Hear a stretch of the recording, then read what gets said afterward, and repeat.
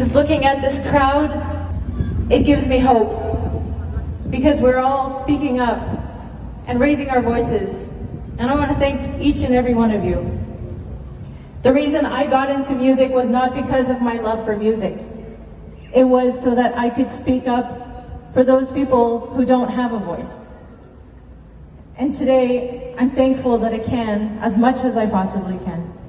So I wanted to just sing a little bit of the song that I dedicated to those Afghan girls who have once again lost their freedom. دخترم دختر خانم من دختر ملک دل ایرانم من مشکن بال و پرم را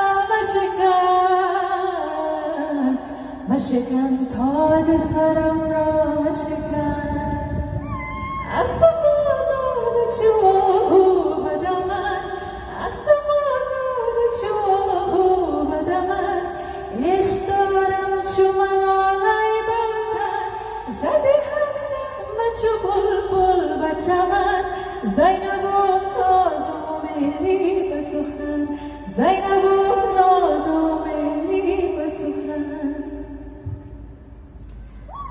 A very quick speech.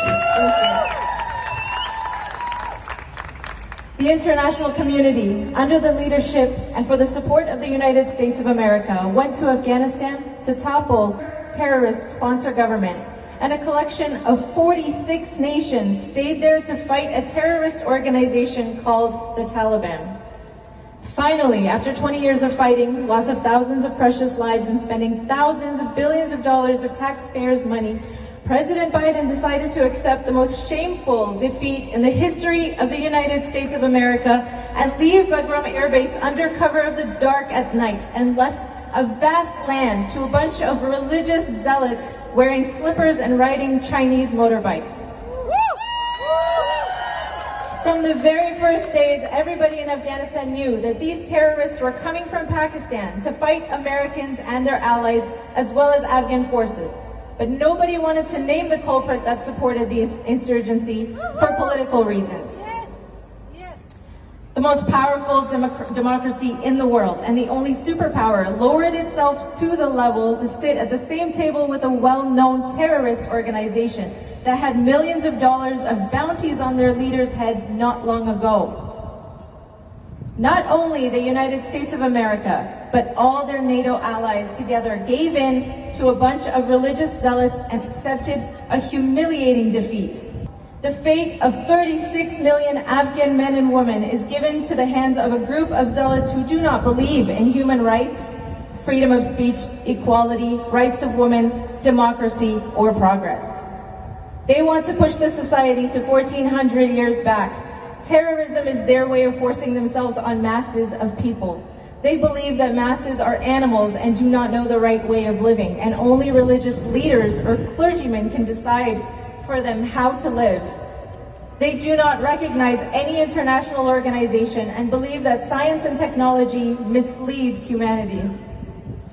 President Biden committed a crime against humanity by pulling US forces out of Afghanistan before reaching a meaningful political settlement. Terrorists, aka Islamic radicals, jihadists, Salafis, or Islamic fundamentalists make a strong network around the world and are the most serious threat for the security of mankind. The defeat of the Soviet Union emboldened and strengthened terrorist groups all around the world, from North Africa to the Far East. The defeat of the United States will provide every Islamic extremist with the belief that their ideologies come from God and it is the most righteous ideology. President Biden, by pulling out US troops from Afghanistan, not only accepted a humiliating defeat, but provided terrorists with a vast land that they will certainly try to expand. All terrorist groups such as the Taliban, ISIS, Lashkar-e-Taiba, Lashkar-e-Jangawi, Chechen terrorists, East Turkestan Islamist movement, Islamic movement of Uzbekistan, Al-Qaeda, etc., have the same ideology and support each other. Afghanistan will be the best territory for them to flourish. there are governments in the world that use terrorism as a means to reach their political goals. At present, Pakistan and Iran are the two states that have heavily invested in terrorism. Every soul in Afghanistan knows that the Taliban couldn't get to this level of power without financial, military, and political support from Pakistan.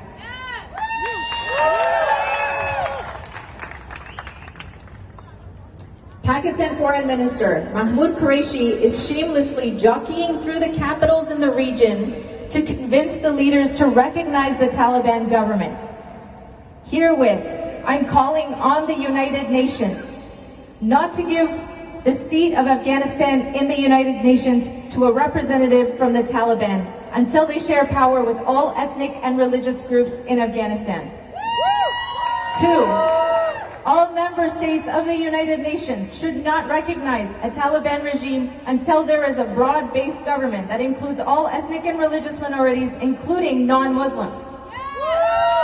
3, sanctions of all types should be imposed on the Taliban to force them to respect human rights of all people living in that country, respect women's rights as equal to that of men's, respect children's rights, and respect the rights of religious minorities, including non-Muslims. Number 4, all members of the United Nations should designate the Pakistani government as a terrorist sponsor state and impose political, economic, and military sanctions on Pakistan.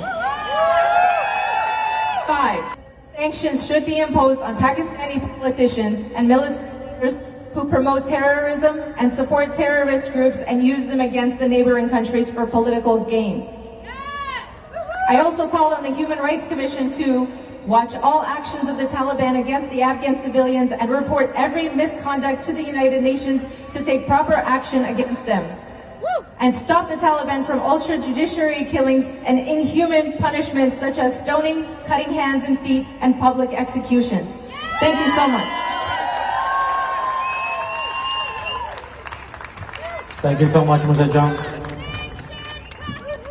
Sanction Pakistan! Sanction Pakistan!